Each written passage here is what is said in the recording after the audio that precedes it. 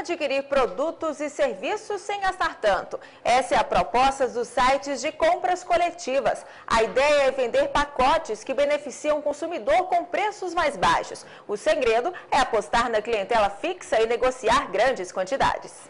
Diárias em hotéis, almoços ou jantares em restaurantes diferenciados e serviços em clínicas de estética já não estão mais tão distantes de se tornarem rotina. Os preços, que antes eram os grandes inimigos, hoje já não assustam mais. Isso porque uma mania americana, os sites de compra coletiva, chegou ao Brasil e vem conquistando mais adeptos a cada dia.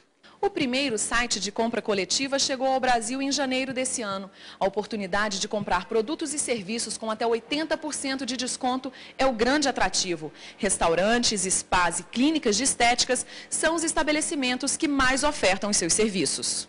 Segundo essa representante de um site de compras coletivas, a ideia foi bem recebida pela população. O site, um dos mais famosos, já conquistou mais de 1 milhão de cadastrados e gerou uma economia de aproximadamente 80 milhões de reais nos serviços ofertados. Nós fazemos uma aproximação entre o consumidor e o nosso empresário. Nessa aproximação, nós levamos um número grande de clientes, nós temos uma base grande de cadastros, nós ofertamos um produto exclusivo da casa, nós damos uma visibilidade com exclusividade para ele durante um determinado período dentro do site. Existe uma quantidade mínima de produtos a ser ativada, aquela oferta, então nós garantimos um número, ou máximo ou mínimo, de compras para esse estabelecimento. Esse empresário afirma que os sites também são uma boa opção para divulgar o estabelecimento. Dono de um restaurante em Brasília, ele afirma que o importante é fidelizar o cliente depois de conhecer o lugar. A gente está querendo justamente trazer esse público num momento diferenciado. Um momento que não seja aquele momento clássico do nosso restaurante, que é o jantar a dois, o jantar de família, o jantar de executivo. A gente está querendo buscar esse público para vir beber, petiscar, para vir para um momento diferente. Monique comprou um serviço pela primeira vez. A facilidade e o preço chamaram a atenção da empresária, que agora já se cadastrou em outros sites. Essa foi a primeira vez que eu comprei, mas agora eu tenho recebido, como eu já recebi os e-mails, às vezes eu não sei se eu estava muito tumultuada, com muita coisa para fazer, não dava muita atenção, mas agora eu tenho dado mais atenção, porque realmente tem vindo umas coisas bem bacanas. E o nosso convidado para conversar sobre esse assunto é o advogado Leandro Rufino, especialista em direito do consumidor. Boa tarde, doutor Leandro. Boa tarde, Ana. Boa tarde, ouvintes. Bom, na verdade, não tem mesmo como negar que compra coletiva é a nova febre da internet. Mas quais os cuidados que o participante tem que ter com essas compras? Veja bem, Ana, a febre na internet, ela se dá, no país é novidade, né? No Brasil nós estamos lidando com uma novidade que já é muito utilizada nos Estados Unidos, onde você traz um aumento do mercado consumidor, como foi dito na própria reportagem pelo empresário, ele busca trazer o mercado consumidor, reduz o preço, né? E para isso ele leva o cliente para aquilo que não é o foco, não é o alvo dele. Então ele vai ter restrição de horário, produto que não é que a qualidade seja pior, não lida de uma qualidade pior, mas ele vai buscar um horário diferenciado, um horário que não é o horário de o nicho de mercado dele, né? É como se fosse, a gente já tem isso numa visão muito clara com a questão de passagem aérea, né? Você consegue passagens aéreas em horários não tão utilizados, com preços com desconto. A ideia é por aí. Entendi. Temos agora uma pergunta sobre esse tema que foi gravada nas ruas. Confira. Meu nome é Ana Carolina, eu sou estudante. Eu gostaria de saber que garantia eu tenho dos serviços ofertados. Então, doutor Leandro, quais seriam essas garantias? As garantias com as compras coletivas, elas são idênticas às garantias que o consumidor tem com as compras individuais. Não existe diferença, tá, da compra ser coletiva ou se ela for individual. O Código de Defesa do Consumidor, os Institutos de Defesa do Consumidor e a própria Justiça permanece, tá, cuidando, velando dessa relação consumerista. Ele tem o direito, por exemplo, de se arrepender da compra, da mesma forma como ocorre das compras em lojas virtuais?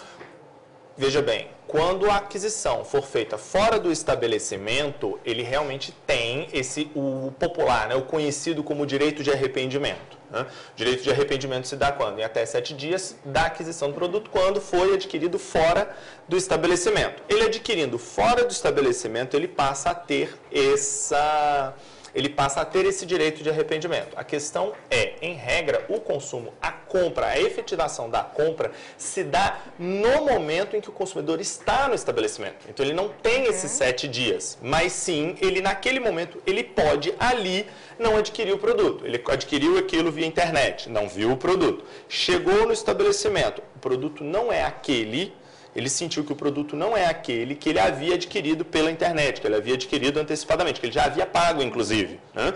Aí, naquele momento, ele pode não efetivar a compra, não adquirir o produto naquele momento e requerer o ressarcimento desses valores. Em sendo negado o ressarcimento dos valores, ele pode buscar o PROCON, a Justiça, para que veja ali o PROCON e a própria Justiça. Ok. E temos mais uma dúvida sobre a questão compras coletivas. Confira.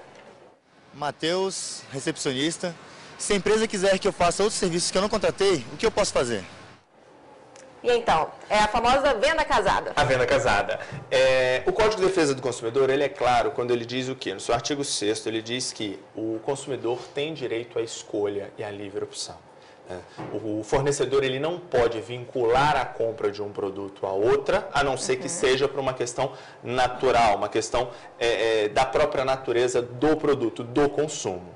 Se não for assim, se não for uma relação onde a aquisição seja naturalmente obrigatória, não existe isso. Ele pode adquirir parte do produto e ninguém pode obrigá-lo a adquirir uma segunda parte, um segundo produto. Agora, doutor, o site apenas vende o cupom.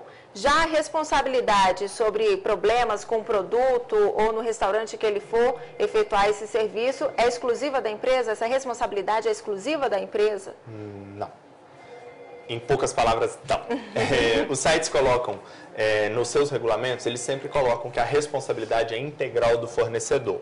Porém, o Código de Defesa do Consumidor, a nossa legislação consumerista como um todo, ela traz a questão da solidariedade da responsabilização. Uma vez que esse site divulga, oferta um produto, faz a propaganda de um produto, veicula uma venda, cobra por esse produto, porque a arrecadação é feita pelo site. O site é quem faz essa arrecadação e se encarrega de fazer o repasse para o vendedor. Ele integra a cadeia produtiva, ele passa a integrar a cadeia de compra. Uma vez que ele integra essa cadeia, ele se torna responsável solidariamente ao fornecedor. Ok. E temos mais uma dúvida para responder. Elaine Bruno, analista administrativo. Se o serviço não for ofertado, o que eu posso fazer? E então, nesse caso, o que ela pode fazer? Ela pode buscar, ela pode pedir o ressarcimento. O primeiro passo dela é requerer o ressarcimento junto ao fornecedor e junto ao site, ao veiculador dessa oferta.